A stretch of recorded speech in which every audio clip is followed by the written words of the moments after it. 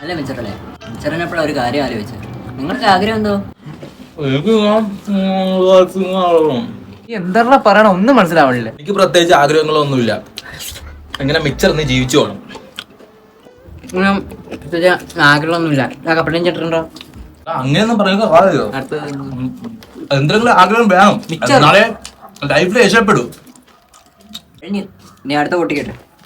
ഞാൻ പറ്റിക്കേ. അയ്യോ ഇതും കൂടെ ഉള്ളല്ലേ ഇനി. അത് എന്ത് ചെയ്യോ എന്തോ. ഇനി ഒന്നും ചെയ്യണ്ട, ഞാൻ ചെയ്തോളാം.